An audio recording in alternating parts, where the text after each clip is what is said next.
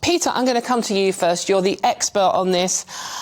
Both parties now are talking about the explosion of crime, horrific crime we have witnessed over the Christmas period. I mean, we've had two young people, Elle Edwards and Cody Fisher, lost their lives going out for a night in a nightclub, knives and guns. We've had a 14-year-old stabbed in a shopping centre.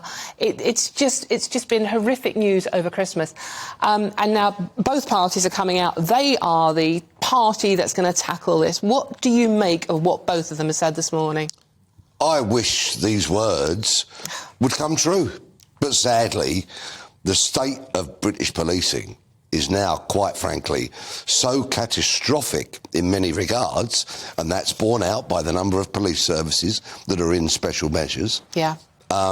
And quite frankly, some senior police leadership, which actually sanctions and embraces waving flags, painting police cars, and this other kind of nonsense, which really has nothing to do with the fundamental core aspects of policing, which is keeping the streets safe, preventing crime, and when crime is committed, investigating it.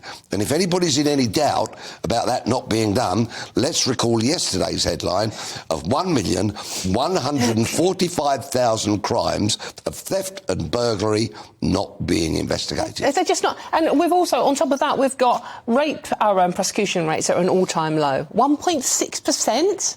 That's astonishing. Burglary, 6%. Robbery, 4%. I mean, 1 million thefts unsolved, as you just said. I mean, but, you know, Labour are coming out today, and this is Steve Reid, the Shadow Justice Secretary, saying they are going to almost deploy the New Zealand method, which is sort of like a bit softly at the beginning, more social services, getting involved in anti-social crime at the beginning. Now, do you think that would help, stopping people who are indulging in antisocial behaviour going on to become the more hardened criminal? Do you think that's the right attitude from Labour at the moment? There's an esteemed kind of theory on crime and policing called the broken windows theory that emanated from America and was really pushed very hard back in the day in New York in particular.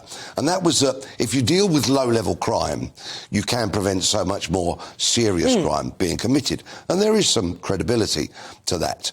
Unfortunately, our police are doing so much social work and mental health work at the moment that they really aren't deploying the resources like they should do to the core principles of policing.